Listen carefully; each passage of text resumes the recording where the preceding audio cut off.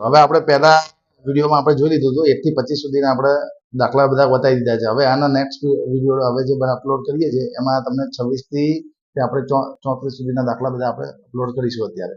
હવે જુઓ અહીંયા સાબિત કરો કે અહીંયા શું લખ્યું છે, સાબિત કરો કે ચોરસના વિકર્ણો સમાન છે અને એકબીજાને કાટખૂણે દુભાગે છે. ચોરસના વિકર્ણો શું છે, સમાન છે અને એકબીજાને કાટખૂણે દુભાગે છે. તો શું કરવાનું? તો પહેલા આપેલું શું છે, એબીસીડી ચોરસ છે એવું આપેલું છે અને વિકર્ણો કયા કહેવાય, એસી અને બીડી. એ વિકર્ણો એકબીજાને ઓ બિંદુમાં છેદે છે. આપણે સાબિત શું કરવાનું છે, વિકર્ણો કાટખૂણે દુભાગે એટલે કે એસી બરાબર એસી અને બીડી એ વિકર્ણો છે, ઓએ બરાબર ઓસી થવું જોઈએ કારણ કે દુભાગે છે અને આ બંને વચ્ચેનો જે ખૂણો જે છે એ 90 ન થવો જોઈએ. આ આપણે આવું સાબિત કરવાનું છે. ચલો સૌથી પહેલા આપણે બે ત્રિકોણ લઈશું, એબીસી ત્રિકોણ, આ આખો ત્રિકોણ લઈશું એબીસી બરાબર. આ ખૂણો તો કાટખૂણો છે જ બરાબર, બી ખૂણો શું છે, કાટખૂણો છે અને બીએડી આ ખૂણો લઈશું, એમાં એ ખૂણો કાટખૂણો આપણે ઓલરેડી આપેલો છે. ચલો એબીસી અને બીએડી માં બીસી બરાબર શું થશે, એડી, કારણ કે બધી જ બાજુઓ સમાન હોય એટલે બીસી બરાબર એડી જે આપેલું છે પક્ષમાં. બીજું એબીસી એટલે આ ખૂણો કાટખૂણો છે અને બીએડી માં એ કાટખૂણો છે એટલે બંને શું થયા, કાટખૂણો. અને એ બી બંનેમાં સામાન્ય બાજુ છે, આ બંનેમાં સામાન્ય બાજુ છે એટલે બાજુ ખૂણો બાજુ. તો બાકુબા પૂર્વ ધારણા મુજબ એબીસી એકરૂપ શું થશે, બીએડી થશે. હવે એબીસી એકરૂપ બીએડી હોય તો સીપીસીટી મુજબ શું લખાય, સીપીસીટી મુજબ એસી બરાબર શું થશે, બીડી થઈ જશે કારણ કે એસી ને અનુરૂપ શું છે, બીડી છે. તો એસી બરાબર બીડી. સીપીસીટી એટલે એકરૂપ ત્રિકોણના અનુરૂપ અંગો કહેવાય બરાબર. હવે ત્રિકોણ લઈશું એઓબી અને સીઓડી, પાસ પાસેના ખૂણા લેવાના. એઓબી અને સીઓડી આ બે ત્રિકોણ લઈશું બરાબર. આ બે ત્રિકોણ લેવાનું કારણ આપણે સમજાવીએ. ચલો બીએઓ અને ડીસીઓ આ શું બનશે, ઝેડ બને એટલે શું કહેવાય, બંને યુગ્મ કોણની જોડ બનશે બરાબર. એઓબી અને સીઓડી આ બંને કેવા થશે, અભિકોણની જોડ, સામસામેના ખૂણા છે એટલે અભિકોણની જોડ. અને એબી બંનેમાં સામાન્ય બાજુ છે, એબી બરાબર સીડી એ સામસામેની બાજુ છે કારણ કે ચોરસ છે એટલે ફુકુબા શરત પ્રમાણે બંને ત્રિકોણો શું થશે, એકરૂપ થશે એટલે ઓએ બરાબર શું થશે, ઓસી. સીપીસીટી મુજબ શું લખાશે, ઓએ બરાબર ઓસી. જે આપણે પહેલા નંબરનું સાબિત થઈ ગયું, બીજા નંબરનું સાબિત થઈ ગયું. હવે આ ખૂણો કાટખૂણો બનાવવાનો છે. ચલો એઓબી અને બીઓસી બંને પાસ પાસેના લેવા. કાટખૂણો બનાવવો ને તો બે ત્રિકોણ લેવાના પાસ પાસેના, આ ત્રિકોણ ના ત્રિકોણ લેવાના. એઓબી અને બીઓસી લીધા બરાબર. એમાં ઓબી બંનેમાં સામાન્ય બાજુ છે, ઓએ બરાબર ઓસી એ આપણે ઓલરેડી સાબિત કરી ચૂક્યા છીએ અને એબી બરાબર બીસી એ જે છે પક્ષમાં આપેલું છે. તો બા શરત મુજબ બંને ત્રિકોણ શું થશે, એકરૂપ થશે એટલે મતલબ એઓબી અને બીઓસી બંને ખૂણાનો સરવાળો, બંનેના માપ શું થશે, સમાન. સીપીસીટી પ્રમાણે બંને ખૂણા શું થશે, સમાન.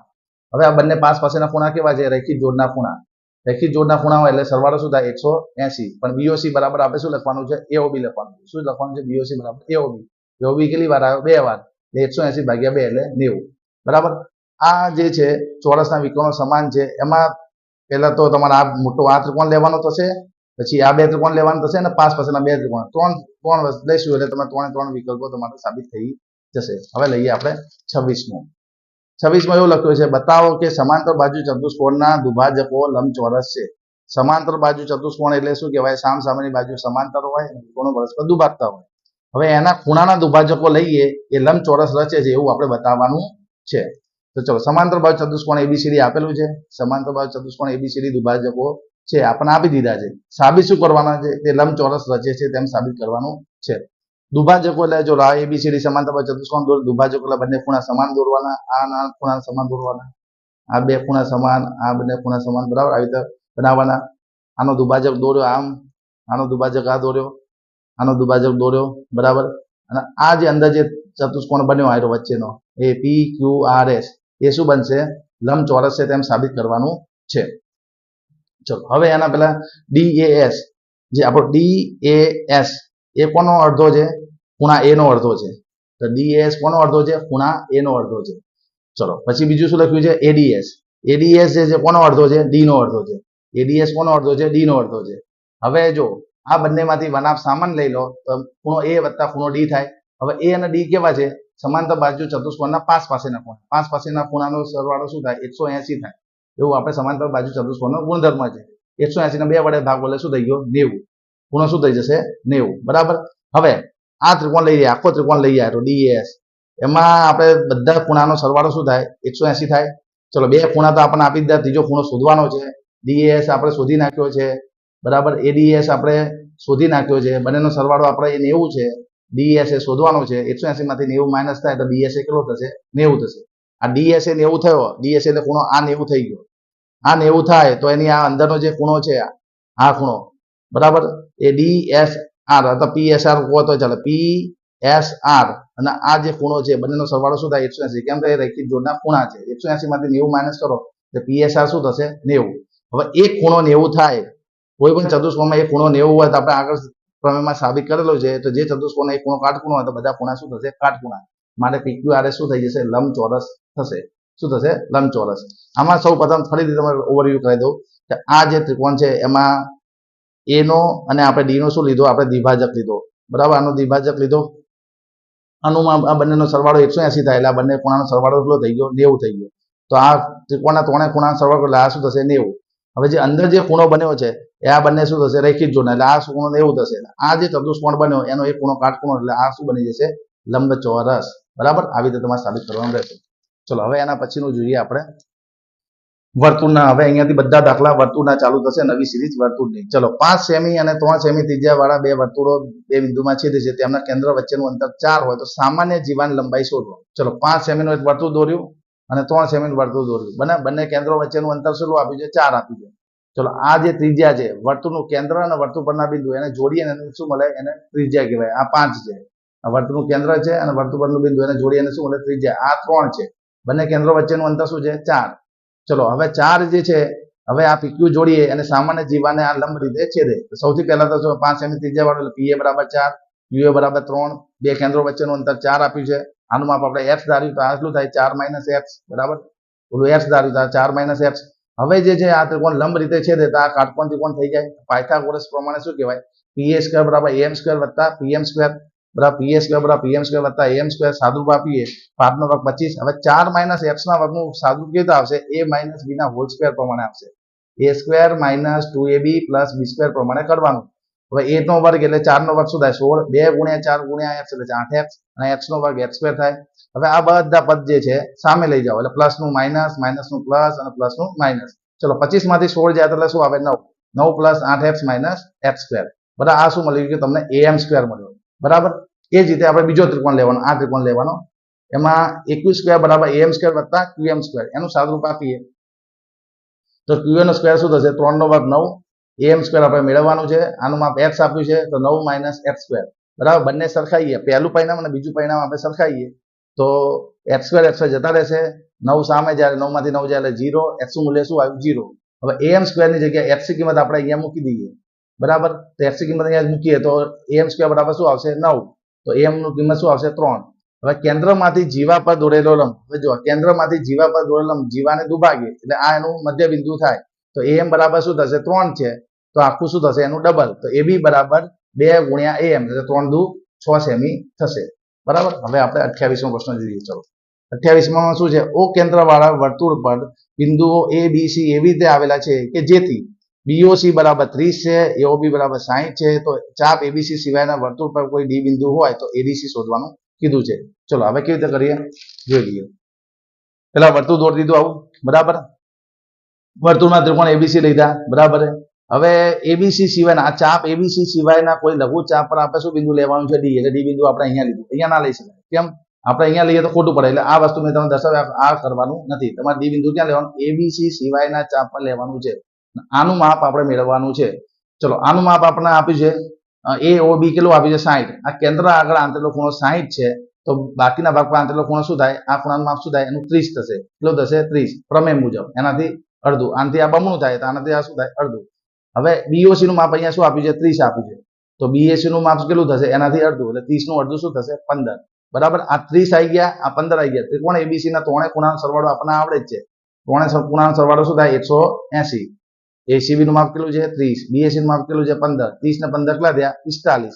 180 માંથી 45 માઇનસ કરો એટલે ABC બરાબર કેટલા થશે? 135. ચલો 135 આવી ગયા. હવે 135 આવે તો આ ABCD એ કેવો ચતુષ્કોણ બનશે? ચક્રીય ચતુષ્કોણ બનશે. ચક્રીય ચતુષ્કોણમાં ABC અને એડીસી સામસામેના ખૂણા શું હોય? પૂરક હોય, બરાબર. આ પ્રમેય મુજબ લખાય, પ્રમેય મુજબ, બરાબર. તો એબીસી અને એડીસી બરાબર 180 થાય, 180 માંથી 135 જાય એટલે એડીસી બરાબર કેટલા આવશે? 45, બરાબર. આ રીતે તમારે દાખલો ગણવાનો રહેશે. હવે 29મો જોઈએ.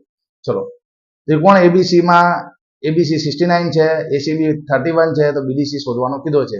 ચલો, એબીસી નું માપ છે 69 છે, આનું 31 છે, બરાબર. અહીંયા દર્શાવવામાં થોડી ભૂલ છે, અહીંયા આ ત્રિકોણ, અહીંયા ખૂણો નહીં, આટલો જ ખૂણો છે, બરાબર. તો આ 69 આપેલું છે, આ 31 આપ્યું છે. ત્રિકોણના ત્રણે ખૂણા સરવાળા પરથી આનું માપ કેટલું મળી જાય? તે આપણે 80 મળશે. કેટલો મળશે? 80. 69 ને 31 નો સરવાળો 100 થશે, 100 માઇનસ કરશો એટલે 80 મળશે.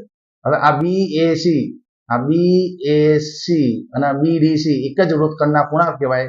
આનું માપ 80 હોય તો આનું માપ શું થશે? 80 થશે, બરાબર. આપણે એનું માપ બીડીસી બરાબર શું થશે? 80. જે આપણે બીડીસી આપણે શોધવાનું છે, એટલે અહીંયા શું આવશે? 80 આવશે, બરાબર. ચલો, હવે 30મો જોઈએ. 30માં એવું લખ્યું છે, એક વિહાર સ્થાન એટલે આપણે બગીચો કહીએ ને, આપણે ફરવા વાળાનું સ્થળ, 5 મીટર ત્રિજ્યા વાળું વર્તુળ દોરવામાં આવેલું છે. એમાં 5 મીટર ત્રિજ્યા વાળા વર્તુળ પર રમતમાં 3 છોકરીઓ છે. એક તો રેશમા છે, સલમા છે અને મનદીપ છે. 3 જણા ઉભા છે બગીચામાં, બરાબર. હવે રેશમા જ દડો સલમાને આપે છે, સલમા મનદીપ તરફ દડો ફેંકે, મનદીપ રેશમા તરફ દડો ફેંકે. પણ રેશમા અને સલમા વચ્ચેનું અંતર અને સલમા અને મનદીપ વચ્ચેનું અંતર 6 મીટર આપ્યું હોય, તો રેશમા અને મનદીપ વચ્ચેનું અંતર કેટલું છે? આપણે એવું શોધવાનું છે. તો જો આપણે અહીંયા જોઈ લઈએ. રેશમા અને સલમા વચ્ચેનું અંતર કેટલું છે? 6 મીટર. સલમા અને મનદીપ વચ્ચેનું અંતર કેટલું છે? 6 મીટર. રેશમા અને મનદીપ વચ્ચેનું અંતર શોધવાનું કીધું. R for Reshma, S for Salma, M for Mandeep, બરાબર છે. ચલો, પેલા વર્તુળ દોરી દેવાનું. આ વિહાર સ્થાન થઈ ગયું, આ તમારું શું થઈ ગયું? વિહાર સ્થાન. એમાં આ કેન્દ્ર છે વિહાર સ્થાનનું, બરાબર. અહીંયા રેશમા ઉભી છે, અહીંયા સલમા ઉભી છે, અહીંયા મનદીપ ઉભો છે, બરાબર. રેશમા અને સલમાને દડો ફેંકે છે, આ અંતર 6 મીટર છે. સલમા મનદીપને દડો ફેંકે, આ 6 મીટર છે. રેશમાથી મનદીપ વચ્ચેનું અંતર શોધવાનું છે. સૌથી પહેલા કેન્દ્રથી રેશમાને જોડી દો, કેન્દ્રથી સલમાને જોડી દો, કેન્દ્રથી મનદીપને જોડી દો.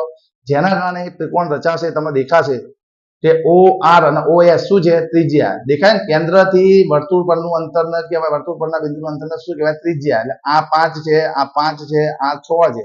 તો આપણે હેરોનનું સૂત્ર ભણી ગયા છે, એના મદદથી ખૂણા O ની સામેની બાજુ આપણે A સમજીએ તો આ 6 મીટર, ખૂણા R ની સામેની બાજુ B સમજીએ તો 5 મીટર અને ખૂણા S ની સામે 5 મીટર. તો હેરોન પ્રમાણે આપણે સાદુરૂપ આપીએ.